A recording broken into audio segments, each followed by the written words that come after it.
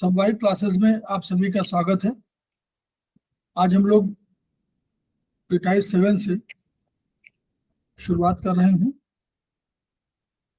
हम लोग प्रेशर शोध प्रशिक्षण उपचार संस्थान प्रयागराज से संबद्ध हैं और उनके 3 मनीषों के हम लोग ऋणी हैं। वे हैं ब्रह्मलीन MP खेमका सर, दूसरे श्री वर्तमान अध्यक्ष श्री जे बेगवाल सर और तीसरे एपेक्स बॉडी के chairman Shri SS Saraf sir. इन 3 मनीषियों के अतिरिक्त भी हमने अन्य गुरुओं से जो शिक्षा ग्रहण किया है उसको हम आपके माध्यम से जन जन जागरण अभियान के तहत इसको पूरे विश्व में फैलाना चाहते हैं, ताकि इस विधा की जो अच्छाइयां हैं वो सबको, उसका लाभ सबको मिल सके। और जो आहुति हमारे 3 मनीषियों ने शुरुआत में डाली थी वो हम भी उसके एक साक्षी बन सके और एक एक आहुति हमारे नाम पर भी अगर इस विधा में डाली जाएगी तो शायद जन जन जागरण अभियान में और मानवता के कल्याण में इसका लाभ होगा और पीड़ित मानवता को कम से कम कुछ बीमारियों से मुक्त मिलेगी, क्योंकि इसमें कोई केमिकल का प्रयोग नहीं किया जाता है। तो हम लोग शुरू कर रहे हैं चैप्टर 1 से, प्रीटाइज 7 चैप्टर 1। इसमें उन्होंने कहा कि एक्यूपंक्चर जो है वो है क्या। एक्यूपंक्चर उन्होंने कहा कि ये शरीर के अंदर इनबिल्ट मैकेनिज्म है, यानी शरीर के अंदर अपने आप ही ऊर्जा की शक्तियां हैं और उन शक्तियों में अपने आप रोग से लड़ने की क्षमता है। कभी कभी यह ऊर्जा का कहीं किसी शरीर में असंतुलन होता है, जिसकी वजह से वो कहीं कम हो जाती है, कहीं अधिक हो जाती है। तो हम इस एक्यूपंक्चर या एक्यूप्रेशर के माध्यम से करते क्या है, हम ऊर्जा को जहां पर कम है वहीं तो लाना है उसे, तो जहां अधिक है उस स्थान से जहां कम है उसको ला देते हैं। ये हमारा इसीलिए इसको वर्चुअली उन्होंने शू पॉइंट कहा था। शू माने ट्रांसफर पॉइंट्स। और ये चूंकि ये मानते थे कि ब्रह्मांड की समस्त वस्तुएं 5 तत्वों के आपसी संयोग का परिणाम है, तो उनका इन तत्वों के अंदर ही कहीं कुछ गड़बड़ी या कहीं कमी, ऊर्जा की कमी अधिकता होती है, तो उसको एक किसी ऑर्गन से दूसरे ऑर्गन को ट्रांसफर करते हैं मेरिडियन माध्यम से। तो वही उन्होंने कहा व्हाट इज डिजीज। डिजीज ये है कि जब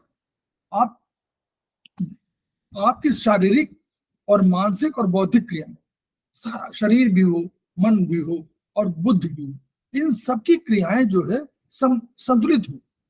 आप जो सोचे, जो करना चाहें, अच्छा करना चाहें, अच्छा उसी लिए आगे बढ़ सके। तो अगर इनके बीच में बैलेंस नहीं है तो हम ठीक से काम नहीं कर पाते।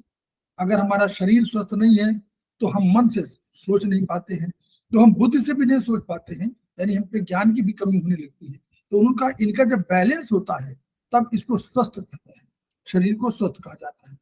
और जब ये असंतुलित हो जाती हैं क्रियाएं तो हमारा जीवन असहज हो जाता है। सहज जीवन, असहज जीवन का अर्थ यही है कि जब आपके अंदर खूब बैलेंस हो, इन सब क्रियाओं के अंदर बुद्धि भी हो, मन भी हो और शरीर भी हो, इनके बीच में बैलेंस हो तो हम लोग सहज जीवन जी रहे हैं।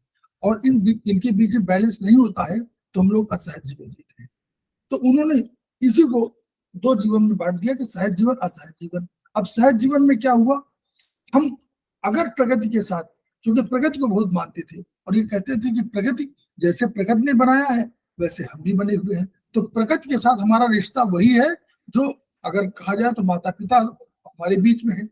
तो इन सब उस जीवन की बात उन्होंने कही कि सहज जीवन वही है जहां पर इनमें संतुलन स्थापित हो जाए और प्रकृति के साथ, यानी नेचर जो हमको दे रहा है, नेचर मानी प्रकृति, और हमारा शरीर भी तो प्रकृति का देन है।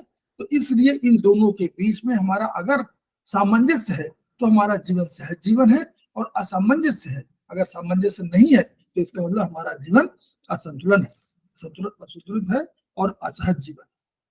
इसी को हम लोग डायग्नोसिस कहते हैं कि अगर ये डायग्नोसिस माने हम रोग निदान माने जानकारी कि हमको कहाँ पर रोग हुआ है, यही जानकारी तो करनी है, क्योंकि यह जानकारी के बिना लोग नहीं कर सकते, तो जान ही नहीं सकते कि उसको रोग कहाँ है। तो रोग कहाँ है ये नहीं जान पाएंगे तो रोग का मतलब कैसे इलाज करेंगे ये भी नहीं कर पाएंगे। तो वही उन्होंने कहा कि रोग निदान में उन्होंने कहा कि हम लोग इस स्टडी के माध्यम से, इस एक्यूपंक्चर में जो स्टडी है, इस स्टडी के माध्यम से ये जान सकते हैं कि हमारा किस ऑर्गन में असंतुलन हुआ है। यही स्टडी हमको देखनी है। उन्होंने कहा देखिए, अगर ये अब इसको इस तरह तुलना ना किया जाए कि ये मानव शरीर विज्ञान या आधुनिक विज्ञान जिसको हम लोग कहते हैं, कि आधुनिक विज्ञान कहता है, उससे हम तुलना नहीं कर सकते। जैसे हमारे यहाँ माना जा रहा है कि अगर किसी व्यक्ति में निर्णय लेने की क्षमता का अभाव है, निर्णय ले नहीं पा रहा है, इसका मतलब गॉड ब्लडर कहीं प्रभावित है। हमारे यहाँ माना जाता है कि गॉड ब्लडर, वहां पाश्चात्य दर्शन में वहां ये नहीं कहते हैं कि इसमें गॉड ब्लडर प्रभावित है। वहां तो कुछ और कह सकते हैं कि भाई आप नहीं सोच पा रहे हैं या कर रहे हैं। लेकिन हमारे यहाँ अगर कोई आदमी निर्णय नहीं ले पा रहा है तो मान लीजिए कि हम लीवर और गॉड ब्लडर जो ऑर्गन है ये, क्योंकि हम कभी भी लीवर और गॉल ब्लैडर को अलग अलग नहीं कर सकते। जब भी कभी हम लोग बात करते हैं तो एक चूंकि तत्व की बात करते हैं, उस तत्व में दो ऑर्गन हमारे हैं, एक इन और एक यांग। तो अगर यांग भी कहेंगे तो भी इन प्रभावित होगा। तो इसलिए हम लोग मानते हैं कि अगर ठीक से निर्णय नहीं ले पा रहा है तो हमको गॉल ब्लैडर पर, जीबी मेरिडियन पर हमको ध्यान देना होगा। यह है इसका सूत्र। उसी तरह हम लोग ये देखते हैं कि भाई अगर आपको पानी पीने की इच्छा नहीं हो रही है तो इसका मतलब कि हमारे शरीर में कोल्डनेस है। अगर हम और खूब पानी पीना चाहते हैं, इसका मतलब शरीर में हमारे हॉट कंडीशन है। तो ये हमको इसी समझ में आ जाता है कि अगर पानी पीने की बहुत इच्छा होगी, ये इसी का प्रयोग आगे हम लोग करते हैं कि अगर पानी पीने की इच्छा बहुत करे, खूब पानी पीना चाहे, तो मान लीजिए कि शरीर में हॉट कंडीशन है। और पानी बिल्कुल नहीं पीना चाहे, इसका मतलब कि शरीर में कोल्ड कंडीशन है। तो इन सब धीरे धीरे इन्हीं सब के आधार पर हम डायग्नोसिस तय करेंगे कि भाई ये कैसे कहें कि वेद में कोल्ड कंडीशन है कि हॉट कंडीशन है। तो अगर वो कहे कि हम ठंडा पानी पीना चाहते हैं, उसका मतलब कोल्ड कंडीशन है। अगर वो कहे कि नहीं हम गर्म पेय पदार्थ लेना चाहते हैं और चाय पीना चाहते हैं, कॉफी पिलाइए, इसका मतलब उसके अंदर शरीर में ठंडक है, तभी तो वो गर्म की मांग कर रहा है। क्योंकि जो उसके अंदर होगा उसकी मांग वो नहीं करेगा। ठीक है। उसी तरह आगे चल के हम लोग पढ़ेंगे इन यांग में, अगर आपको गर्मी अच्छी लग रही है, इसका मतलब कि आपकी कंडीशन इन है, क्योंकि तभी तो गर्मी के प्रति आकर्षण है। और अगर आपको गर्मी के प्रति आकर्षण नहीं है, आपको ठंडक के प्रति आकर्षण है, तो यानी आपको यांग कंडीशन है, यांग है। तो आपके शरीर का जो है वो यांग है। तो यांग की से आप इन की ओर जाना चाहते हैं। और अगर इन कंडीशन है, जैसे अब रात में अगर रात आपको अच्छी लगती है, तो यानी आपकी कंडीशन यांग है, क्योंकि आप इन आकर्षित कर रही है। और अगर आपको दिन अच्छा लग रहा है तो आपके नेचर इन की प्रगति है, क्योंकि तब यांग की ओर जाना चाहते हैं। अगर आप खिड़की खोल देते हैं और खिड़की खोल के बाहर देखना चाहते हैं, कोई रोगी खिड़की खोल के बाहर देखना चाहता है, तो इसका मतलब कि उसमें इन तत्व प्रभावी है, तभी तो बाहर की ओर, बाहर यांग है, तो बाहर को देखना चाहता है। और वो कहे खिड़की बंद कर दो, इसका मतलब कि उसकी प्रकृति यांग की है, वो इन में रहना चाहता है। इस रूप में हम उसको देखते हैं। ऐसे रोग के कारण, अब इन्होंने ये कहा कि रोग के कारण में सब चीज है। संतुलन की बात हमें भारतीय दर्शन भी कहता है और चाइनीज दर्शन भी वही कहता है कि विश्राम भी करना चाहिए, जरूरी है, श्रम भी करना चाहिए। आहार भी जो खाना, ऐसा नहीं कि भोजन करते चले जाएं आप, भोजन में भी संतुलन होना चाहिए। हमेशा नहीं खाना चाहिए, एक समय से खाना चाहिए। यौन क्रियाओं में संतुलन भी होना चाहिए, विचारों में भी संतुलन होना चाहिए, मनोभाव भी, सारे मनोभाव होने चाहिए। ऐसा नहीं है, क्रोध भी होना चाहिए, भय भी होना चाहिए, हर्ष भी होना चाहिए, विषाद भी होना चाहिए। सारे जो मनोभाव बने हुए हैं ये आपके लिए ही है। ऐसा नहीं है कि आप केवल हर्षान्वित रहते हो तो भी ये प्रॉब्लम है कि अचानक आपको निराश, मतलब दुख हो तब भी आपको हंसी आए, तो ये भी एक बीमारी का द्योतक है। और आप हमेशा निराश रहें, हमेशा रोते रहें, तो ये भी बीमारी का द्योतक है। यानी बैलेंस की बात हमेशा की जाती है। इसलिए इन्होंने कहा अत्यधिक विश्राम और अत्यधिक श्रम। लगातार आप काम कर रहे हैं, आप चले गए, आप खेतों में काम करने के लिए चले गए और मालूम हुआ कि आप जो है 12-14 घंटे लगातार वहां से गुड़ाई करते, अब आ ही नहीं रहे हैं, न भोजन ले रहे हैं, न कुछ कर रहे हैं, तो आपका शरीर आज तो ठीक है, कल अस्वस्थ हो जाएगा। इसलिए दोनों के बीच में संतुलन की आवश्यकता है। आप थोड़ा सा करिए, थोड़ा विश्राम कर लीजिए, भोजन ले लीजिए, पानी ले लीजिए, फिर अपना काम करिए। उसी तरह अगर आप कहीं बैठे हुए काम कर रहे हैं, पढ़ने में हैं, तो ऐसा नहीं कि आप सवेरे से शुरू हुआ पढ़ा, अब आपको भूले हुए कि न खाना न पानी, मान लीजिए पढ़ रहे हैं, तो एक दिन शरीर काम करेगा, दूसरे दिन शरीर काम नहीं कर पाएगा। और हम लोग अपने बोलते हैं कि इसमें स्क्रीन डिफिशियंसी हो जाएगी। अगर एक तरफ हम एक पोर्शन में हम ऐसे करके बैठे हुए हैं, अगर टेबल पे सर झुका कर बैठे हुए हैं और यूं पढ़ रहे हैं, तो हम लोगों को लंग्स की डिफिशियंसी हो जाती है। अगर भोजन करके आपने भोजन किया, तुरंत आ गए और फिर बैठ गए गद्दी पर, जैसे व्यापारी लोग बैठ जाते हैं गद्दी बैठे, खाना खाए तुरंत आ गद्दी बैठ गए, बैठे हुए हैं 8 घंटे, उनको स्क्रीन डिफिशियंसी हो जाती है। क्योंकि ये सब यही वो है बताता, तो इन्हीं से हमको ये लगाना है कि इनको कौन सी डिफिशियंसी हो सकती है। विद्यार्थियों को, ऑफिस के वर्कर्स को, अधिकारियों को, जो बाबू है स्टाफ है, उनके लिए, जो लोग झुक के काम करते हैं, उनको लंग्स की डिफिशियंसी हो जाती है। और जो लोग बिना खा करके तुरंत खाना खाए तुरंत बैठ गए और आराम नहीं किए 10-15 मिनट, 20 मिनट, 25 मिनट, और तुरंत आए, फिर जल्दी जल्दी खाना खाए के लिए, या सूखा पूरा 4 घंटे पहले खाना खाए और तुरंत भागे और जल्दी जल्दी खा लिए, ऐसे लोगों को स्प्लिट की डिफिशियंसी हो जाती है। तो इन्होंने अपने को क्या किया कि इन्होंने जीवन को परिभाषित कर दिया। जीवन को परिभाषित किया हुआ है, ये केवल इसमें नहीं है, ये आपके आधुनिक विज्ञान ने भी परिभाषित किया हुआ है। उन्होंने 2 तरह का, एक तो प्री नेटल पीरियड कहा, जो माँ के गर्भ में जब आप हैं तो वो आपका प्री नेटल पीरियड कहलाएगा। एक क्या हुआ, चाइल्डहुड, जो इसमें जो चाइल्डहुड और फिर 18 साल तक का जो समय हुआ, ये बचपन और किशोरावस्था के रूप में आया। जब इसके वयस्क जीवन को 18 साल के बाद उन्होंने वयस्क जीवन, तो 3 तरह का हुआ। अब ये 3 तरह में भी अनेक क्लासिफिकेशन है। तो मेन चीज ये है कि 18 साल तक है, 18 साल के बाद जो है हम वयस्क माने जाते हैं। लेकिन ये मान के चलिए कि 25 वर्ष तक, आधुनिक विज्ञान कहता है कि 25 वर्ष तक हमारे हड्डियां बढ़ सकती हैं।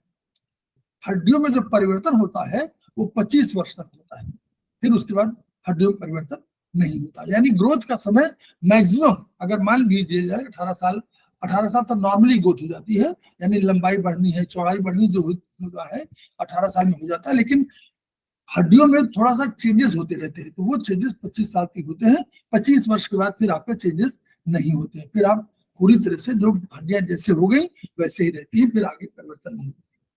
तो ये जो कहा है, तो उसी तरह उन्होंने कहा जैसे प्रीनेटल पीरियड कहा, तो इन्होंने बहुत बढ़िया बात कही है। ये जो हम लोग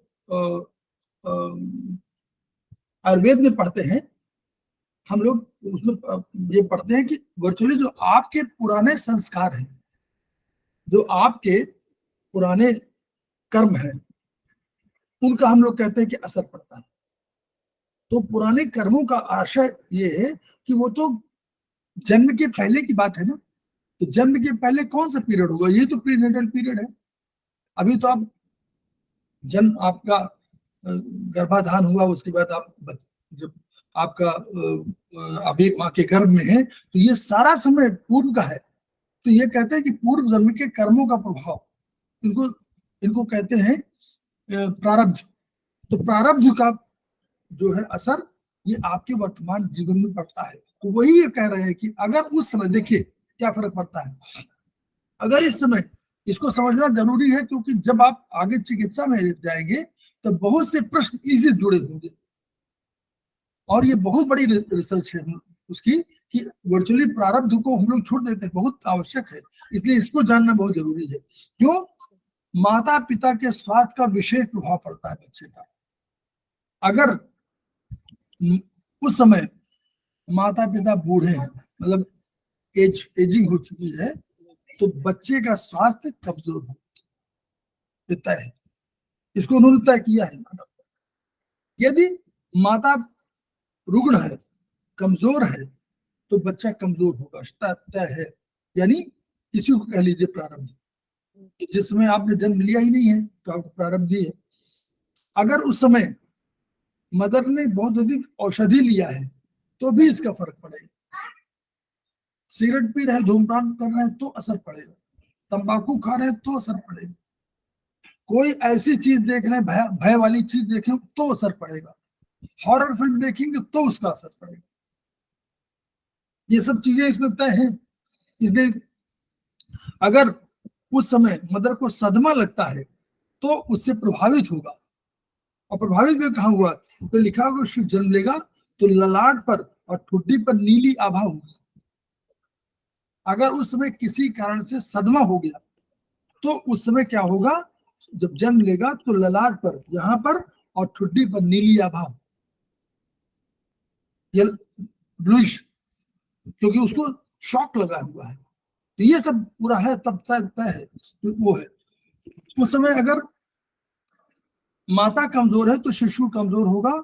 अगर उस समय मदर को बीमारी हो गई कोई तो शिशु प्रभावित होगा। कहते नहीं कि हेरिडिटी से आया है। तो हेरिडिटी माने क्या हुआ, कभी कभी मदर को मान लीजिए कोई बीमारी, इन्फेक्शन हो गया, सीरियस इन्फेक्शन, तो उससे बच्चे को कोई उसमें सेल डेवलप हो रहे हैं। आधुनिक विज्ञान की भाषा कह रहा हूँ, ये तो उसमें लिखा हुआ है, लेकिन आधुनिक विज्ञान भी कहता है कि उसमें सेल डेवलप हो रहे हैं, वो सेल मर जाएंगे, डेवलप ही नहीं होंगे, तो यानी कहीं होल हो जाएगा। कहीं हार्ट में जो होल होता है तो वो इसी कारण है। ये है, पिता अगर चेन स्मोकर है तो राइट, बच्चे का राइट लंग प्रभावित होगा। मतलब मदर जो राइट लंग्स है ये फादर से मिलता है और लेफ्ट लंग मदर से मिलता है। तो अगर कभी चेन स्मोकर है तो राइट होगा, और अगर माता है लंग्स की टीबी या लंग्स सिगरेट पी रही है, कुछ कर रही है, तो बच्चे का लेफ्ट लंग प्रभावित होगा। राइट और लेफ्ट यही कहा है, तो राइट मतलब अगर फादर का होगा तो राइट और लेफ्ट, ठीक है। तो ये उन्होंने पूरा बताया। फिर बचपन, अब बचपन में उन्होंने कहा कि चलिए ठीक है, अब फीडिंग के बाद के देखिए, फीडिंग अगर फीडिंग कम कराया तो क्या होगा, स्प्लीन की डिफिशियंसी हो जाएगी। स्प्लीन माने हम लोग कहते पार्थिव ऊर्जा। अभी हम लोग कहते ना कि 3 ऊर्जा है, एक ऊर्जा किडनी की, एक पार्थिव, पार्थिव माने पृथ्वी की। तो पृथ्वी में हम लोग जोड़ा हुआ किसको, स्टमक और स्प्लीन को। हम लोग स्टमक जोड़ा है पृथ्वी से, स्टमक और स्प्लीन को, तो यानी ये ऊर्जा कम मिली ना उसको, यही तो पार्थिव ऊर्जा है। क्योंकि उसको तो फीडिंग, उसको तो और कुछ चाहिए नहीं, वो तो बाहर से ले नहीं सकता, उसको तो वही चाहिए, तो वो नहीं मिला तो स्प्लीन की डिफिशियंसी हो जाएगी, क्योंकि वो स्प्लीन की ऊर्जा बनी कम बनेगी। गाय और भैंस का दूध अधिक पिलाएंगे तो ह्यूमिडिटी अधिक हो जाएगी, मतलब होगी तो ये भी वही है, लेकिन ह्यूमिडिटी क्या है, ह्यूमिडिटी भी उसी कैरेक्टर है, स्टमक का भी तो कैरेक्टर है, ह्यूमिडिटी उसी की ऊर्जा है ना, तो ह्यूमिडिटी बढ़ जाएगी और बलगम बनने लगेगा। ये ह्यूमिडिटी बढ़ी तो बलगम बना, तो ये उसका कारण है। अगर बच्चे को बात बात में डांटेंगे तो मन पर विपरीत प्रभाव पड़ेगा और निगेटिव थॉट्स बढ़ेंगे। पढ़ाई में प्रथम स्थान लाने के लिए जो दबाव देंगे उससे माइग्रेन हो सकता है। अभी समझ में नहीं आता, बच्चे उठा उठा सो रहा है, उठाया उसको तो पढ़ो पढ़ो पढ़ो, फिर उसके थोड़ी देर सो रहा है, फिर उठा उठा पढ़ो पढ़ो। ऐसे जो लोग कर रहे हैं तो अभी नहीं समझ में आ रहा, अल्टीमेटली उसको माइग्रेन हो जाएगा। और जब माइग्रेन हो जाएगा तब कहेंगे इसका कुछ और कर, वो जान नहीं रहे कि हम जो ये काम कर रहे हैं उसको टॉपर कहने, तुमको टॉप ही करना है। ये मत कहिए, आप कहिए अच्छा करना है, टॉप नहीं करना। टॉपर तो अपने आप बनेगा, वो अपनी बुद्धि विद्या के आधार बनेगा, लेकिन आप उसको प्रेशर ये डाल रहे हैं कि आप पढ़ो और इतना पढ़ो कि टॉपर। तो टॉपर को हमेशा कोई ना कोई प्रॉब्लम रहती है, क्योंकि वो साइकोलॉजिकली वो खुद ही डिप्रेस रहता है। उसको जानते हैं कि वो पहला स्थान पाने के लिए उसको थोड़ा सा दबाव है कि हमको फर्स्ट आना है, तो वो दबाव उसको ब्रेन में पड़ ही रहा है। अब आप उसको माता पिता में प्रेशर डाल देंगे तो उसको डबल पड़ जाएगा। ये है। तो देखिए, अगर मदर जो है प्रसव के बाद शीघ्र पूरा काम करने लगती है तो किडनी और स्प्लीन, ये भी एक कारण है। अगर ये नहीं है तो किडनी और स्प्लीन, क्यों किडनी और स्प्लीन, क्योंकि स्प्लीन में भी वही तो है, उसको आपको फीडिंग, आपने अपने उसको उसको जगह नहीं दिया, आपको पार्थिव ऊर्जा दे ही नहीं रहे उसको, आपको तुरंत काम करने के लिए प्रेरित कर दिया, उसको जो आराम चाहिए आराम नहीं मिला, तो स्प्लीन गंभीर रूप से, और किडनी भी, क्योंकि किडनी जो है वो तो ओरिजिनल सत है, जीवन सत है उसमें। फिर अडल्ट टाइप शुरू हुआ, तो इसमें भी आपका जैसे उसका स्वास्थ्य का असर पड़ा, तो अब आप जो अपने वयस्क जीवन में जो करते हैं वो आपके, उसका प्रभाव आपके अगली पीढ़ी को जाता है। जो व्यस्त जीवन में आप कर रहे हैं, आचार विचार व्यवहार संतुलन ये कर रहे हैं, इसका जो है आगे। तो वही उन्होंने कहा कि अब देखिए वो लोग कहते हैं कि एलोपैथी में रोग का उपचार करते हैं। एलोपैथी कहती है कि भाई आपको बीमारी ट्यूबरकुलोसिस हो गई, आपको ये हो गया, आपको ये हो गया, तो ये एलोपैथी जो है रोग का उपचार करती है। होम्योपैथी सिम्टम कहती है कि 3 बजे से 5 बजे या 4 बजे आपको ठंडक लगी, गर्मी लगी, पहले गर्मी लगी कि पहले ठंडक लगी, तो वो सिम्टम के आधार पर पूरा उपचार करते हैं। और आयुर्वेद में हम लोग वातपित्त कफ की बात करते हैं, और ऊर्जा की बात हम लोग एक्यूपंक्चर में या एक्यूप्रेशर में करते हैं। हम ऊर्जा के बैलेंस की बात करते हैं, तो हम लोग आयुर्वेदिक एक्यूप्रेशर पढ़ते हैं। यहाँ नहीं, यहाँ तो चाइनीज पढ़ रहे हैं, आयुर्वेदिक एक्यूप्रेशर पढ़ते हैं, आयुर्वेद नहीं पढ़ते, आयुर्वेद के सिद्धांत पढ़ते हैं। वातपित्त कफ हो गया, लेकिन हम चिकित्सा कैसे करते हैं, संतुलन के आधार पर, तो माने वहां भी ऊर्जा के बैलेंस। फिर उन्होंने देखिए अब डेफिनेशन ऑफ एक्यूपंक्चर, बहुत बढ़िया डेफिनेशन दिया हुआ है। हम लोग कह रहे हैं कि फिलॉसफी, ठीक, बट फिलॉसफी ये साइंस भी मान ली गई, क्योंकि जो फिलॉसफी, जो दर्शन जिसको हम लोग कह रहे थे कि हम दर्शन इसको जस्टिफाई नहीं कर सकते, उसको साइंस ने जस्टिफाई कर दिया, तो वो साइंस भी है, फिलॉसफी भी है, और rational method of treatment. Rational माने कोई एक सिस्टमेटिक है, ऐसा नहीं है कि हम कहते हैं कि आप यहाँ दवा दीजिए, यहाँ दवा दीजिए, वो कहते ही है इस बीमारी में यहाँ दबाना है, यहाँ प्रेस करना बीमारी पे, ऐसा नहीं कहते कि भाई कोई कहीं भी दबा दीजिए तो वो ठीक हो जाएगा, ऐसा नहीं है। रैशनल मेथड है, एक तर्कपूर्ण है, उसको तार्किक ढंग से हम सिद्ध कर सकते हैं कि इन्हीं पॉइंट्स पर आपको करना है। तो ये all types of diseases by moving, जो हम शू वाला पॉइंट कर रहे हैं वही moving, transferring, transporting, transmitting, transforming, holding, raising, protecting, warming, cooling and inducing की। अब यही जो चीज है, ये सब गुण, सब अलग अलग गुण है। हमारे जो ऊर्जा है उनके अलग अलग गुण है। कौन ऊर्जा ट्रांसफॉर्म करेगी, कोई ऊर्जा कूलिंग करेगी, कोई इंड्यूसिंग करेगी, बाई एनर्जी जो है की, जिसको बायो एनर्जी कह रहे हैं, उसको इंड्यूस करेगी, आपके अंदर लाएगी। और ब्लड, कौन कौन, हम शरीर में क्या है, ब्लड है। शरीर में क्या है, हम लोग कहते हैं इसेंस है, हम लोग कहा ना किडनी इसेंस, तो किडनी में इसेंस है। और बॉडी फ्लूइड, तीन चीज है, रक्त को अलग कर दिया उन्होंने, रक्त है और तरल है, और रक्त और तरल, और उसके बाद एनर्जी, तीन चीजें हैं हमारे शरीर के अंदर है। तो कहां से है, at the location where these are deficient, जहां कम है वहां पर लाना है, और कहां जहां अधिक है वहां से लाना है। तो जहां से अधिक है एनर्जी, जहां बॉडी फ्लूइड्स, जहां पर ब्लड ये अधिक है, इनको उन जगहों पर लाना है जहां पर ये कम है, तीनों कम है जहां, वहां लाने को ट्रांसफार्मिंग, ट्रांसमिटिंग, जो भी आप शब्द इस्तेमाल करें, कि वो रेजिंग, बढ़ाना, ऊंचा उठाना, कम करना, घटाना, बढ़ाना, कूलिंग करना, हॉट करना, सब सारी चीजें इससे जुड़ी हुई है। वो रैशनल मेथड है, वह फिलॉसफी है, वो हमारा दर्शन है, वो हमारा सिद्धांत है, वो साइंस है। This is the science, definition इसकी आ गई, ठीक है। There by balancing the key, इसका मतलब कि अंत में बैलेंस, संतुलन की बात कर रहा है, संतुलन करना। तो ये कहा कि अगर बैलेंस कर देंगे ये ऊर्जा को, अगर बैलेंस कर देंगे हम तरल को, अगर बैलेंस कर देंगे ब्लड को, तो हम स्वस्थ हो जाएंगे। ये उनका कहना है कि जैसे ही हुआ वैसे बीमारी भाग जाएगी। तो ये उन्होंने फिर अब उसको उन्होंने इंक्लूडिंग कर दिया कि मतलब अभी तो डिफिनेशन बताया, फिर बता दिया कि भाई ऐसे ऐसे ये चीजें होंगी। ये इसलिए आवश्यक है कि यही चीजें आपको पढ़ने में मिलेगी आगे चल के। कैसे, removing the stagnation of status of की रुकावट, मतलब अगर ऊर्जा बह रही है तो ऊर्जा को बहना चाहिए। क्यों, ऊर्जा सबसे तरल फॉर्म है, अरे विरल फॉर्म है, विरल माने हल्की, तो वो गैस की फॉर्म मान लीजिए है, तो उसको ऊर्जा को बहना चाहिए। लेकिन स्टेग्नेशन, स्टेसिस आप काट दीजिएगा, अगर ऊर्जा में की बात करते हैं तो स्टेग्नेशन होता है, स्टेसिस नहीं होता, स्टेसिस हमेशा ब्लड में होता है, ठीक है। तो इसलिए दोनों चीजें लिखा है ना कि ब्लड फ्लो, तो तीनों है, मतलब स्टेग्नेशन ऑफ की होगा, stasis of blood and body fluids. जब ब्लड की बात करेंगे तो स्टेसिस की बात करेंगे। ब्लड की स्टेसिस में छुरा भोंकने की तरह का दर्द होता है, ये भी नोट कर लीजिए। ब्लड की, अगर ब्लड की रुकावट है तो छुरा भोंकने की तरह दर्द होता है, और अगर की रुकावट है तो वो एक जगह से दूसरी जगह परिवर्तित होगा। वो तो हवा है, इधर से यहां जाएगी तो वो मूवमेंट करेगी, तो उसमें मूविंग पेन होगा, लेकिन छुरा भोंकने की तरह दर्द होगा, तो स्टेसिस ऑफ ब्लड है, ठीक।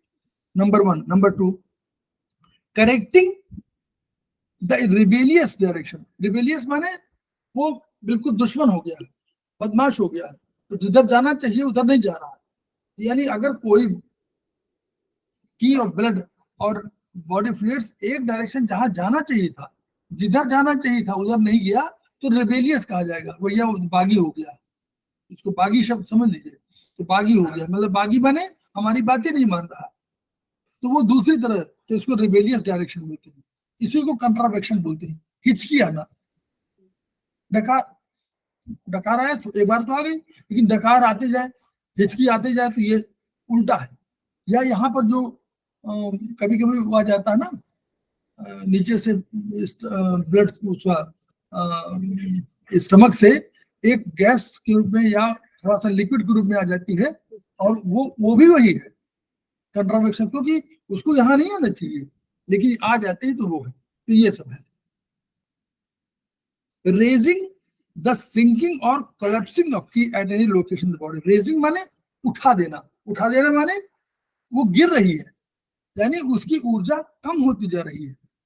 तो अगर शरीर के किसी ऑर्गन की ऊर्जा लगातार कोलैप्स, सिंकिंग माने सिंकिंग और कोलैप्स, सिंक माने डूबना, मतलब नीचे जाना, कोलैप्स माने और बहुत दिन नीचे चला, बिल्कुल जैसे कहते नहीं कि वो तो बिल्कुल सागर की गहराई में पहुंच गया, तो वैसे है कि कोलैप्स कर गई, मतलब अब बिल्कुल गिर पड़ा, तो गिर रही ऊर्जा।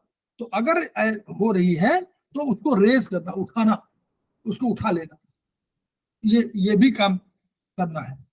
Expelling the pathogenic factors causing the disease. अब कोई ऐसा है जो प्रकृति के, वातावरण के जो प्रभावित तत्व पैथोलॉजिकल फैक्टर्स कहलाते हैं, रोग कारक तत्व कहलाते हैं। ये रोग कारक तत्व क्या है? ये हवा है, वायु है, सब है, वायु है, गर्मी है, ठंडक है, ह्यूमिडिटी है, सब रोग कारक तत्व है। इनके अलावा और रोग कारक तत्व क्या है? इनके अलावा रोग कारक तत्व ये है, कोई बैक्टीरिया है, कोई वायरस है, ये भी है। तो इन सबको एक्सपेल कर देना, बाहर हटा देना, ये भी इसके काम है, इसी ऊर्जा का। Correcting the excretory function of the body. अगर शरीर के बाहर जो निकलने के रास्ते हैं, अवशिष्ट पदार्थ जो हमको निकलना चाहिए, अगर वो नहीं है तो क्या होगा? उनको भी आप करेक्ट करना, नहीं निकाल पा रहे हैं तो उनको निकालने की तैयारी करना, ये भी इसका काम है। ये प्रश्न। Balancing all the body systems including neurological and endocrinal system and immune system, यानी सारे बॉडी सिस्टम जो भी है आपके हैं, चाहे न्यूरोलॉजिकल माने ब्रेन की हो, चाहे एंडोक्राइन हो, चाहे हार्मोनल हो, उन सबको, और इम्यून सिस्टम रोग की शक्ति, रोगों से लड़ने की जो शक्ति है वो भी है, उनको बैलेंस करना उनका काम भी यही है। To arrest any type of degeneration of any part. Degeneration एक समय का भी डिजनरेशन, यानी कभी कभी क्या होता है कि डिजनरेशन माने डिजनरेट कर रही है, तो यानी शरीर जो है अपने आप नष्ट हो रहा है उसका। कुछ जैसे हमारे सेल्स होते हैं, एक एजिंग फैक्टर से वो नष्ट होते रहते हैं, तो वो degeneration of any part of the body and to start regeneration. कभी कभी कोई सेल डैमेज हो रहा है तो वो किसी एनर्जी की वजह से हो रहा है, किसी कारण से हो रहा है, तो उस कारक को हटा देना और क्या करना? रिजनरेशन कर लेना, ये भी इसका काम है। ठीक है, कि ब्लड, सब तीन ही चीज आप हमेशा पढ़ेंगे, कि ब्लड और बॉडी फ्लूइड्स, तरल। अब इसमें कहा कि ये देखिए, ये वाली जो है आपको लिम्फ, नर्व, ये सब आपके सेमेस्टर 3 में पढ़ने को मिलेगा। ये जो है डॉक्टर वॉल की है, कहीं नोट कर लीजिए शॉर्ट में, ये डॉक्टर वॉल की है सब मेरिडियन। ये डॉक्टर वॉल लिम्फ मेरिडियन तो लिम्फ का डिजेनरेशन, नर्व मेरिडियन तो नर्व का डिजेनरेशन, एलर्जी और वैस्कुलर डिजेनरेशन ये भी, organ parenchyma epithelial cells degeneration, joint fibroid. Fibroid को आप नोट कर लीजिए, इसी में आगे चल के याद आएगा। फाइबर्स मानिए इसको, फाइब्रॉइड न मान के फाइबर्स मानिए, FIBRRO, फाइबर्स में FIBRES, फाइबर्स। फाइबर्स माने रेशे। फाइब्रॉइड में तो गांठ हो गई, फाइब्रॉइड में तो गांठ हो गई, और फाइबर्स माने फाइबर्स में रेशे। रेशे रेशे गांठ भी बन सकते हैं, अगर बहुत रेशे मिल जाए तो गांठ बन जाएंगे। स्किन और फैटी, ये जितने भी हैं ये सब मेरिडियन है, टिश्यू मेरिडियन कहलाती है। टिश्यू माने हम लोग पढ़े थे ऊतक, ऊतक माने सेल का समूह। तो ये कह रहे हैं कि जो सेल, जो अंदर कोई चीज आ रही है तो ये 5-6, उसके लिए ये डॉक्टर वॉल ने खोजा था, इसीलिए उनकी बात करते हैं। रेक्टिफिकेशन ऑफ मस्कुलो स्ट्रक्चरल प्रॉब्लम्स, क्या ये कर सकती है विज्ञान, उसकी बात कर रहे हैं। कह रहे हैं, ये कह रहे हैं कि मस्कुलो स्ट्रक्चर, अगर मसल्स में या आपके संरचनात्मक कोई कमी है किसी के शरीर की, उसको भी ये रेक्टिफाई करेगा, ये उसका अर्थ है। देखिए स्कोलोजिसिस मतलब इसमें जैसे पीठ बीमारियां कोई भी हो, इसका जैसे आपके स्पाइन की प्रॉब्लम कोई किसी को हो, एक पैर छोटा बड़ा हो, एक कंधा ऊंचा हो, अब देखा होगा कुछ जो कंधा, एक कंधा तो चलते हैं, ये सब बॉडी इम्बैलेंस, लेफ्ट और राइट में बॉडी इम्बैलेंस है, अपर लोअर में इम्बैलेंस हो, इन सब को भी रोकने के लिए हमारे इसके लिए ट्रिटाइज 6 है, और जो पहले बताया था ट्रिटाइज 3। ठीक, फिर treatment of inborn heredity and constitutional diseases, अगर इनबॉर्न पहले वाली हेरिडिटी और कॉन्स्टिट्यूशनल, वो उसका भी ट्रीटमेंट होगा। और balancing the 5 elements and yin yang की in the human body, surprise cures the infect, मतलब ये जितने भी हैं इन सबका इलाज इस एक्यूपंक्चर विधि से किया जाता है।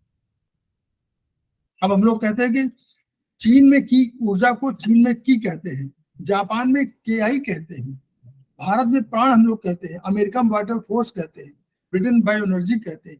यही आपको डिफिनेशन में आ जाता है कि या छी या प्राण या ऊर्जा या वाइटल फोर्स, ये सब कहते हैं ना, तो बायो एनर्जी, ये सब क्वेश्चन में आते हैं। ठीक है, और वही है मेरिडियन, जो उसको पढ़िए, बढ़िया है कि 6 ऊर्जा में वो 8 शोध 8 धुरियां ऊर्जा की, ये सब वही है, पढ़ लीजिए उसको। अब इन यान में बताया कि 2 पोलैरिटी है, पेज नंबर 6, एक निगेटिव है और एक पॉजिटिव है, एक स्ट्रक्चर और एक फंक्शन है। यहां समझिए, जो स्ट्रक्चर है वो इन है, जो आपके शरीर में उपलब्ध ऊर्जा है, पोटेंशियल एनर्जी है, वो क्या है, वो स्ट्रक्चरल एनर्जी है, स्ट्रक्चर में बनी हुई है। लेकिन जो काइनेटिक एनर्जी जो दिखाई पड़ती है, आप 100 का 100 यूज करते हैं तो ये बहुत मुश्किल है, लेकिन 100 आपके अंदर है, शरीर के अंदर स्ट्रक्चर में, और यूज करते हैं 80, तो ये फंक्शनल है। तो वो जो यूज करते हैं वो आपकी जो है यांग है, और जो अंदर होती है वो शरीर के अंदर वो पोटेंशियल एनर्जी है, और जो बाहर वाली है वो यांग है, अंदर वाली इन है। ठीक, फिर अब देखिए, असंतुलन सभी का हो सकता है, कोई भी होता है। ठीक है, तो असंतुलन, इम्बैलेंस, कभी घटेगा, कभी बढ़ेगा, कभी रुक जाएगा, कभी सिंक कर जाएगा, कभी कंट्रावेक्शन हो जाएगा, कहीं भटक जाएगी, तो ये सब उसी के कारण। ठीक,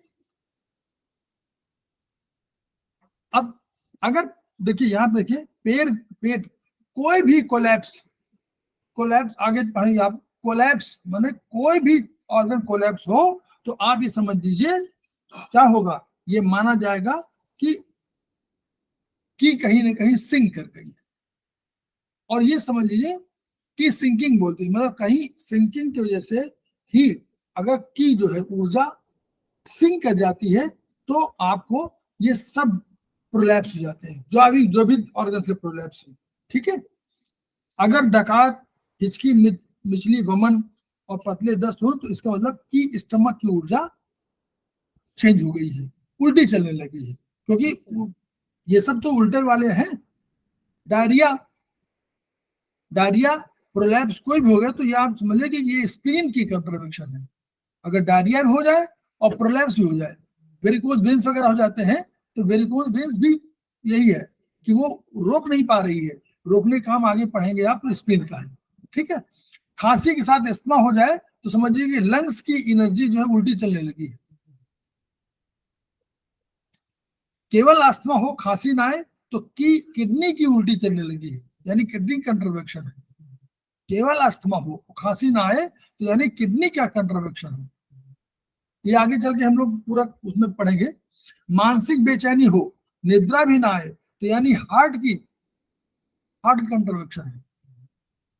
अनिद्रा हो और मानसिक भी हो तो मन का, हार्ट जो है कंट्रोलर ऑफ ऑल, मतलब वो है इमोशंस है, इसलिए इसको माना है। सरदर्द हो जाए, चक्कर आ जाए, क्रोध भी आने लगे तो लीवर, क्रोध क्रोध जहां भी कहीं समझ में आए तो समझ लीजिए पहला लीवर और गड़बड़। मिचली, वमन, डकार के साथ डायरिया हो जाए तो लीवर, कीने, स्टमक। अगर मान लीजिए अभी मिचली और वमन डकार तो हम लोग पढ़े थे स्टमक का, लेकिन अगर इनके साथ डायरिया भी हो जाए तो हम लोग जानना पड़ेगा कि अब लीवर इन्वॉल्व हो गया है। लीवर क्या करता है, लीवर की ऊर्जा बताया था ना, लीवर की ऊर्जा, लीवर वुड का है।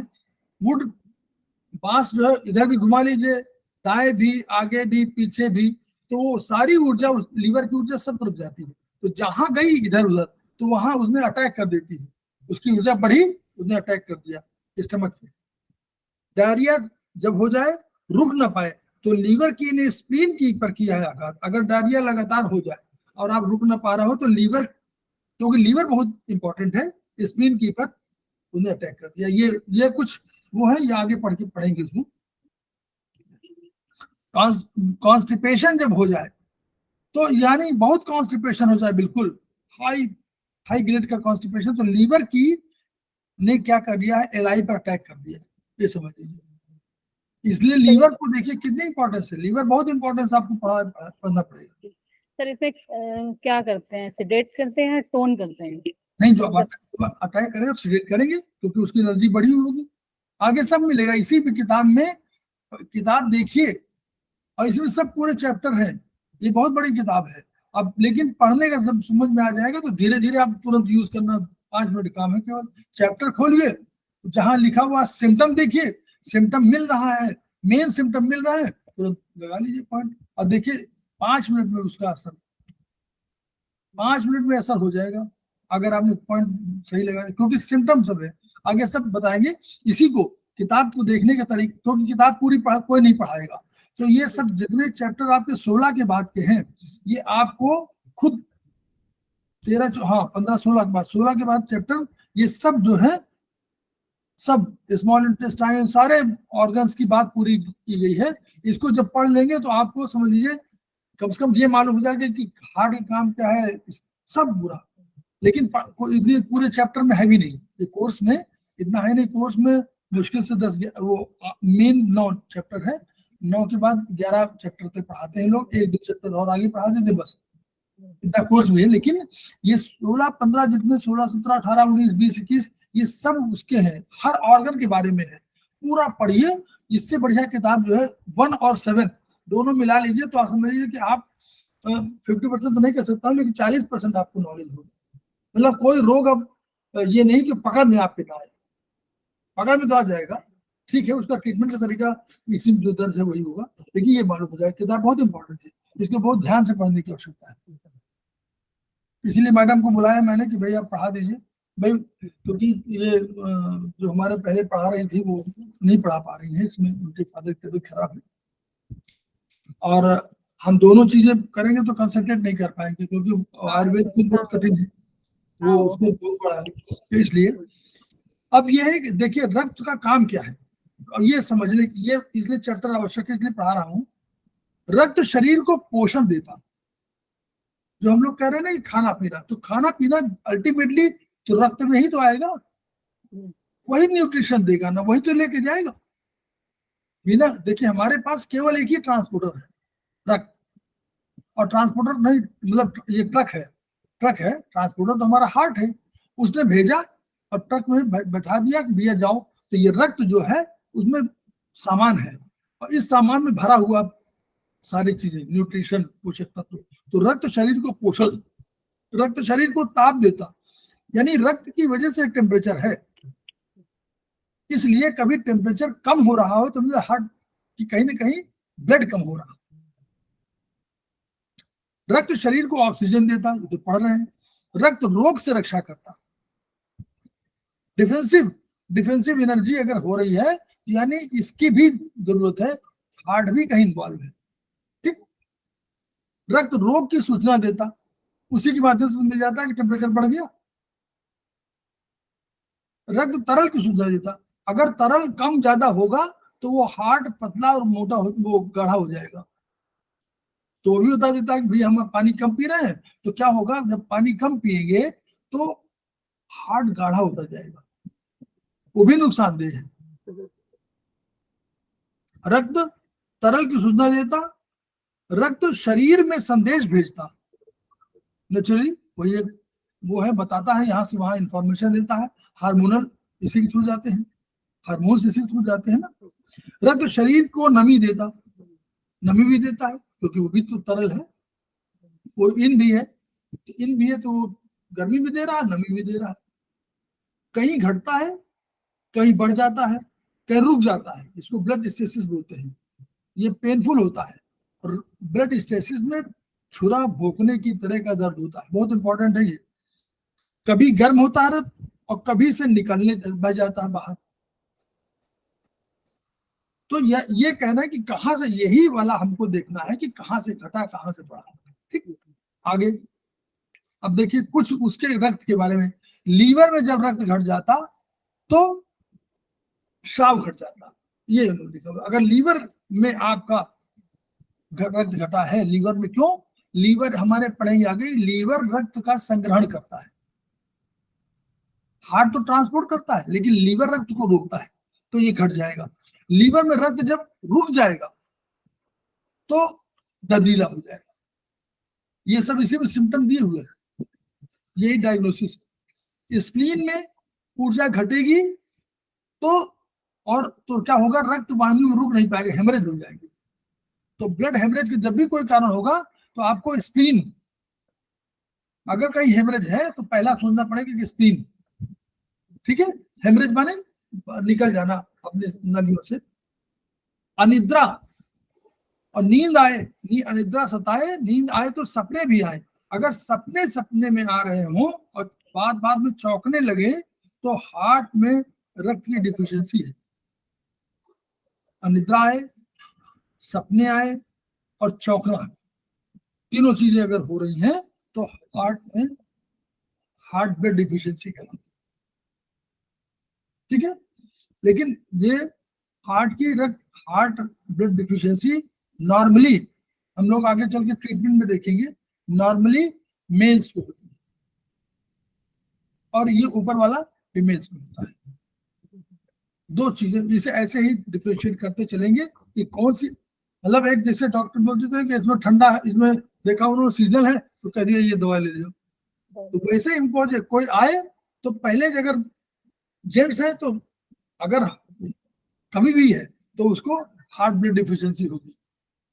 लीवर की ब्लड डिफिशियंसी नॉर्मली नहीं होगी, लेकिन लेडी होगी तो उसको हार्ट की कम होगी, लीवर की भी नॉर्मली। वहां भी हो सकती है हार्ट की, कभी इमोशनल शॉक की वजह से भी हार्ट हो सकती है कि अगर वो 18-20 साल में है और कहीं प्रेम का चक्कर तो ये वाली हो सकती है हार्ट की, लेकिन नॉर्मली होगी तो ये वाली है। इसलिए ये ऐसे डिफ्रेंशिएट करना है कि भाई अगर होगा तो वो तो आए, उन्होंने जैसे कारण बताया तो समझ जाए कि वो है। तो ट्रीटमेंट का तरीका अलग भी है, वहां भी आयुर्वेद में भी आप करेंगे भाई कैसे होगा। हृदय क्षेत्र में जब दर्द आ जाए और बाएं हाथ तक फैल जाए, ओंठ और नाखून काले पड़ जाए तो रक्त की रिकॉवर। ब्लड स्टेसिस, इसमें क्या होगा, बहुत पेनफुल चीजें होंगी। बहुत पेनफुल होगा, एक किसी स्पॉट में बहुत पेन होगा, छुरा भोंकने की तरह होगा। तो ये समझ लीजिए कि स्टेसिस है, हार्ट में ब्लड स्टेसिस है। उसका उपचार कर लीजिए, 2-3 पॉइंट उसके लगा लीजिए, देखिए तुरंत इसी में लिखा हुआ किताब में, ठीक है। आमाशय में रक्त अवरुद्ध हो जाए और अधिजठर में खाते दर्द होने लग जाए, अधिजठर माने ऊपर वाला, और उल्टी मल में काला रखता है, गर्मी या दबाने से दर्द बढ़ जाए। तो आमाशय में अगर रक्त, आमाशय में यानी स्टमक में अगर स्टेसिस होगी तो ये कारण होंगे, ये उसको दिखाई पड़ेंगे, ये जो है उसके कारण होंगे कि अधिजठर में खाते दर्द होने लगेगा, उल्टी हो जाएगी, जो है काला रक्त हो जाएगा, रक्त जो है मल जो है काला हो जाएगा, मल से काला ब्लैकिश आएगा, ब्लैकिश कलर भी हो जाएगा उसको, और गर्मी से या दबाने से दर्द बढ़ेगा, क्योंकि एनर्जी बढ़ी है उसमें, तो जैसे दबाएंगे। तो इसको इस तरह धीरे धीरे समझना है। बॉडी फ्लूइड्स को तरल कहते हैं। अब बॉडी फ्लूइड्स देखिए कितने रूप हैं, जो भी आप शरीर में फ्लूइड्स हैं वो है स्टूल, पेशाब, लार, हार्मोन, सब इसी में आते हैं। और इसका रूप देखिए, यूरिन से लेकर के सारे बॉडी फ्लूइड्स का है, यूरिन, स्टूल, स्वेट, पसीना भी, सलाइवा, टीयर्स, लिम्फ। लिम्फ हम लोगों ने अभी नहीं पढ़ा है, लिम्फ को थोड़ा सा बीएचबी में एक चैप्टर जब ना हो तो लिम्फ को लास्ट चैप्टर है उसमें 15वां चैप्टर होगा, उसको हल्के से देख लीजिए, थोड़ा समझ में आ जाए कि लिम्फ है क्या, ठीक। सेरेब्रोस्पाइनल फ्लूइड, ब्रेन वाला, एयर, कोई वायु है वो भी तरल का है, वायु को भी तरल का है, बॉडी फ्लूइड्स कह रहे हैं, स्पर्म, ओवा, सब, हार्मोन्स, केमिकल्स, साइनोवियल फ्लूइड जो घुटनों घुटनों में होता है, ईयर वैक्स, कान का मैल, ब्रेस्ट मिल्क, म्यूकस, फ्लेम। देखिए म्यूकस आंख को कह रहे हैं और फ्लेम को कफ, कफ को बोल रहे हैं फ्लेम, दोनों में समझ, म्यूकस आंख है और फ्लेम कफ है, और वाटर, ब्लड, ये सब ब्लड भी तरल ही तो है, ब्लड भी तो लिक्विड है, मेंस्ट्रुअल फ्लूइड, विटामिन, मिनरल, सब ये। तो ये जो अब घट जाएगा तो स्किन ड्राई होने लगेगी। सिम्टम कहाँ से आएंगे, जब अगर रक्त कम है, तरल कम है, सारे तरल हैं, ये तरल कम हो जाएंगे तो स्किन तो ड्राई होगी, क्योंकि भाई है ही नहीं। और अगर जो है बढ़ जाएगा तो ओडिमा हो जाएगा, मतलब उसमें बढ़ जाएगा, आपको बॉडी में गड्ढे पड़ने लगेंगे, सूजन आ जाएगी, कभी रिटेंशन उसका हो गया, कभी रुक जाएगा, रिटेंशन मान रुका हुआ है वहां, इनकॉन्टिनेंस हो जाएगा, मतलब क्या कि आपको तुरंत जाना है, मतलब इनकॉन्टिनेंस में मतलब आपको उस पर रोक नहीं पा रहे, कंट्रोलिंग नहीं है, फ्लेम बन जाएगा, कभी सेमी सॉलिड फ्लूइड बन जाएगा। देखिए जो छोटे छोटे गांठ, सॉफ्ट टिश्यू, सॉफ्ट गांठ नहीं बन जाती है, ट्यूमर हल्का सा, वो भी यही है, क्योंकि वो तरल की रुकावट है, कभी मेरिडियन में अवरुद्ध हो जाएगा, कभी हृदय आदि फंस जाएगा, तो ये उनका स्टोन, आर्थराइटिस, ये सब उसी, गाउट, ये सब बनकर यही सब इसी के रूप है। स्टोन भी लिखा हुआ है, स्टोन है, क्लॉट है, गांठ है, आर्थराइटिस है, रिटेंशन है, इनकॉन्टिनेंस है, ये। अब उन्होंने कहा कि 3 प्रकार का जीवन सत्व है जन्मजात, एक जो जन्मजात है और एक जग में प्राप्त है। जन्मजात हम लोग कह रहे थे किडनी में, जग में प्राप्त माने जो आप भोजन करते हैं स्क्रीन से, और तीसरा किडनी में। तो तीनों को उन्होंने कहा कि ये 3 प्रकार का है जीवन सत्व, लेकिन ये स्टोरेज इसको किडनी और अन्य में भी है, ऐसा नहीं कि उसमें भी। इन्होंने उसी को कहा कि जन्मजात जीवन सत्व को तकदीर कहते हैं, हम लोगों ने कहा ना प्रारब्ध, तो जन्मजात जीवन सत्व जो पहले से जन्म से मिला हुआ है, और उन्होंने कहा कि ये सब जीवन सत्व पहले से मिला हुआ है और ये तय कर दे रहा है, लेकिन परिमार्जित परिष्कृत की बात नहीं कही, वो कह रहे परिमार्जित परिष्कृत होता रहता है। उन्होंने कहा कि जीवन सत्व बढ़ नहीं सकता, बढ़ेगा नहीं, जितना आपको आयु मिली है जीवन सत्व के रूप में उतनी आयु सबकी है, लेकिन परिष्कृत हो सकता, यानी आप बेटर लाइफ जी सकते, ये कह रहा है। तो हम बीमारी जैसे कहें, कोई कहे कि भाई जब मरना तय है हमारा तो हम क्यों इलाज करावें, ये कहता है ना कोई आदमी, भाई बहुत से लोग कह देते हैं भाई जब तय है आप मृत्यु नहीं रोक सकते, बोले नहीं रोक सकते। बोले जब तय है होगा कि हमको अपने आप होगा तो आप क्यों हमारे इलाज कर रहे हैं? उसका उत्तर ये है कि परिष्कृत हो सकता है। आप बिल्कुल घिसट घिसट के मरे दोनों में, और आप जो है बिल्कुल स्वस्थ जीवन जी के मरे, दोनों में बहुत अंतर है।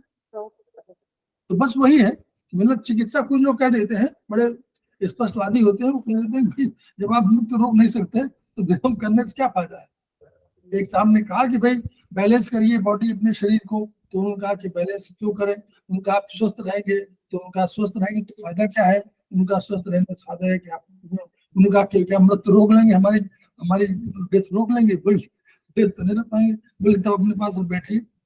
तो उसका तरीका ये है कि मृत्यु तो तय है, लेकिन जीवन जितना है वो बहुत अच्छा जीवन जिए, वो परिष्कृत हो। इसीलिए आचार व्यवहार, इसीलिए कहते हैं कि अच्छे कर्म करिए, सत्कर्म में तो खराब कर्म सब कहेंगे, जब जीवन मरना है अब कोई हमको 100 साल के पहले मार नहीं सकता, चाहे उसको मारे काटे। तो कह रहे कि नहीं, मारे काटे तो ठीक है, लेकिन अल्टीमेटली ये जो परिष्कृत जीवन है, जो परिष्कृत जीवन सत्य है, वो आपको सुधारता है, आपकी लाइफ, क्वालिटी ऑफ लाइफ 100 साल की हो तो बढ़िया हो। अदरवाइज आपकी 40 साल की बहुत अच्छी हो, 60 साल का खराब हुआ, तो जीवन तो मृत्यु तो मिलेगी 100 वर्ष में, लेकिन 60 वर्ष का जीवन खराब होगा। उसके लिए हम लोग कहते हैं कि नहीं, आपको परिष्कृत जीवन जीना, आपको बढ़िया जीवन, आपको जो जीवन सब भी परिष्कृत हो, सुंदर हो, स्वस्थकर हो, जब तक जिए, है ना, ये उसका अर्थ है। उच्च कोटि के कर्म जब करते हैं तो जीवन सत परिष्कृत होता है, बस वही उसी को कहा है। अब क्या, जन्मजात जीवन सत और जग में प्राप्त जीवन सत, जग से भी प्राप्त करते हैं चाहे भोजन के माध्यम से, उनमें तो ये दोनों मिलकर किडनी का जीवन सत बनाते हैं। ये दिस इज द कंसेप्ट कि जो किडनी मिलता है और जो आपको आप खाना पीने से खा रहे हैं, इन दोनों को मिल करके, क्योंकि ऐसी चीज नहीं है जो हम ट्रांसफॉर्म सब कर रहे हैं, तो हम अपने अंदर शरीर को नहीं ट्रांसफॉर्म कर रहा, वो भी तो कर पा रहा है। हमने कहा कि हम बाहर से ब्रह्मांड से ऊर्जा लेते हैं और शरीर में प्रवेश करा देते हैं, तो हम जो खा रहे हैं वो भी तो शरीर में जा रहा है, तो वो भी तो ट्रांसफॉर्म हो रहा है जीवन सत्व में। जीवन सत्व एक ऐसा कंसेप्ट है जो आपको ये बताता है, वो चाहे उसको कर्म मान लीजिए चाहे जो मान लीजिए, वो जीवन सत्व है, उसको इसेंस कहा गया है। और ये इसेंस परिवर्तित, परिष्कृत, परिमार्जित होता रहता है। इसी के परिमार्जन को हम लोग सत्कर्म के लिए, इसी परिमार्जन के लिए हम लोग सत्कर्मों की बात करते हैं, इसी के लिए अच्छे विचारों की बात करते हैं, इसी के लिए हम लोग कहते हैं कि भाई दया करिए, कृपा करिए, उदारता बरतिए। जब संसार में फिर अन्याय होता, अत्याचार होता, कहते भाई हमको मरना तो 40 साल बाद ही 50 साल बाद मरना, 40 साल तक पूरा अत्याचार करेंगे। वो इसलिए किडनी में स्टोर रहता है। ये आप लोग पढ़े ना 8 ईओवी, माने ईओवी माने एक्स्ट्रा ऑर्डिनरी वेसल, ये आप लोग सेमेस्टर 3 में पढ़ेंगे, ठीक है, नहीं सेमेस्टर 4 में, ये सेमेस्टर 4 में टेटाइस 6 सेमेस्टर 4 में पढ़ाई जाएगी, और टेटाइस 3, 4, 5 पढ़ाई जाएगी आपको सेमेस्टर 3 में। अतिवृद्धि प्रजनन शक्ति प्रोन्नति परिपक्वता देता, ये जो है किडनी में स्टोर रहता, और वो 8 जो है बड़े राजमार्ग हैं उनमें भी बहता है।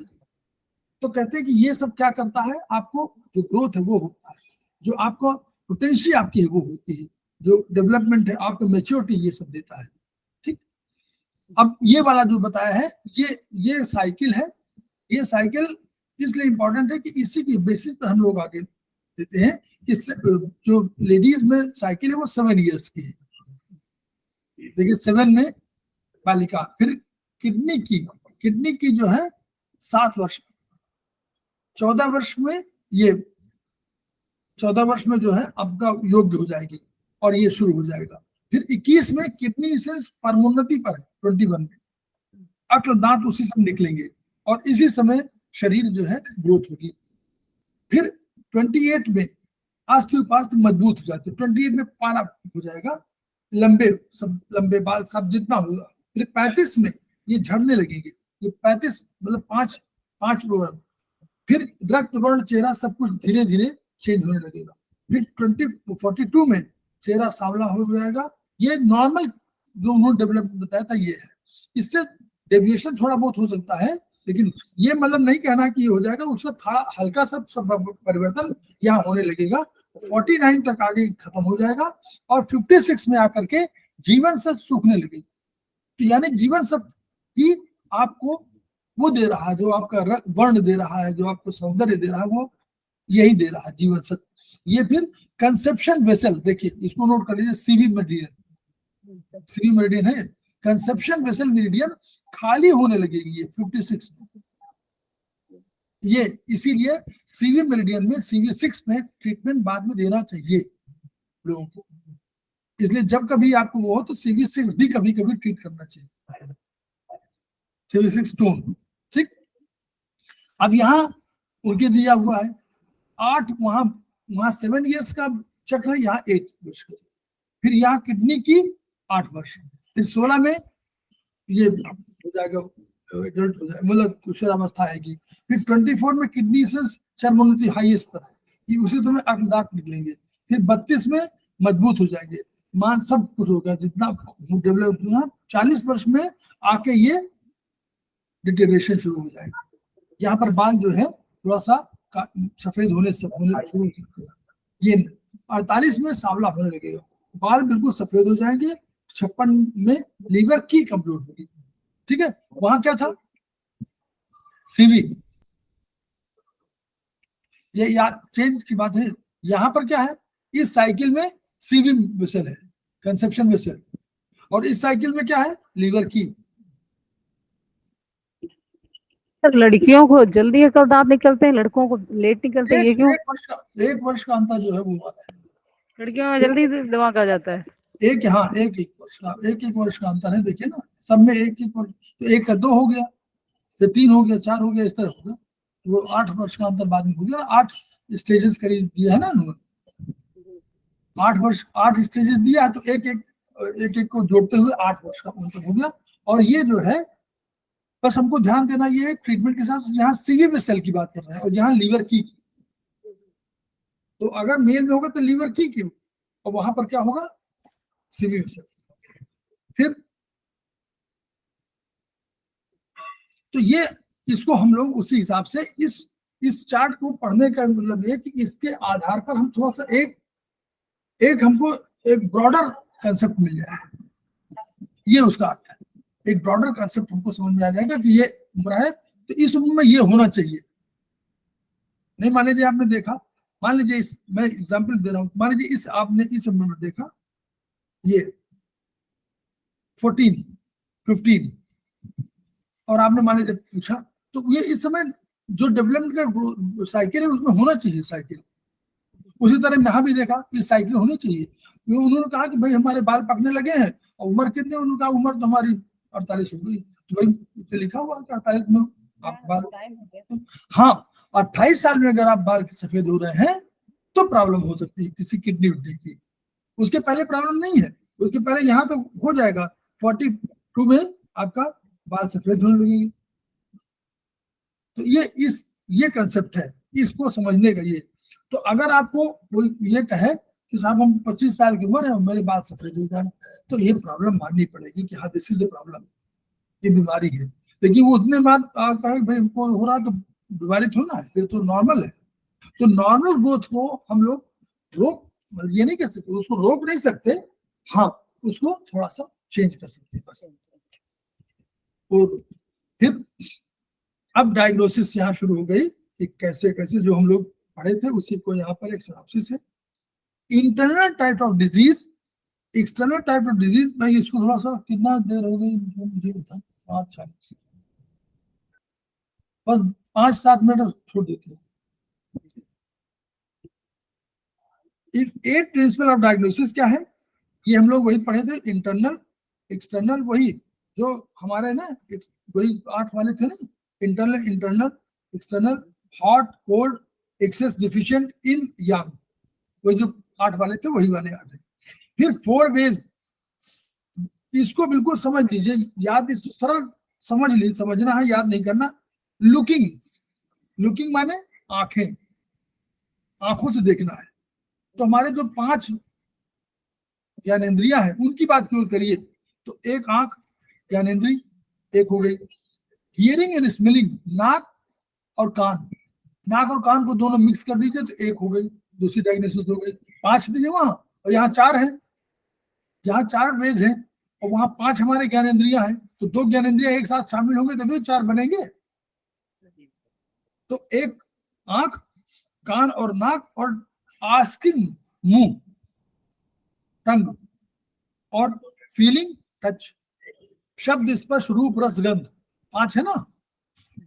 तो शब्द शब्द हो गया और शब्द और गंध एक में आ गया, और रूप रस और स्पर्श एक साथ आ गया अलग अलग। तो ये 5 बेस की डायग्नोसिस है। तो इस प्रकार हम लोग इसको अगर पढ़ना चाहेंगे तो ऐसे करेंगे, और फिर इंटरनल जो डिजीज का है वो वही सारी चीजें ये इसमें आते हैं। तो इसको हम लोग फिर पढ़ेंगे, और ये इसके पढ़ने के बाद तब हम लोग आएंगे इन न्यूरॉन पर, और इन न्यूरॉन का जो एक कंसेप्ट है तो हम लोग कोशिश करेंगे कि हम लोग पैरेलल कुछ चीजें वो तो पढ़ाएंगे, अगर हम लोग को समय मिलता जाएगा। धीरे धीरे जब मैडम पढ़ाने लगेगी तो आपको खुद ही समझ में आने लगेगा, जहाँ पे पूछना होगा वहां, जब तक मैडम नहीं पढ़ा रही हैं, क्योंकि वो शायद 1 तारीख के बाद ही पढ़ाएंगी, तब तक के लिए हम लोग जो है इसको आगे अभी कर लेंगे। और अभी हम लोग कोशिश यही करेंगे कि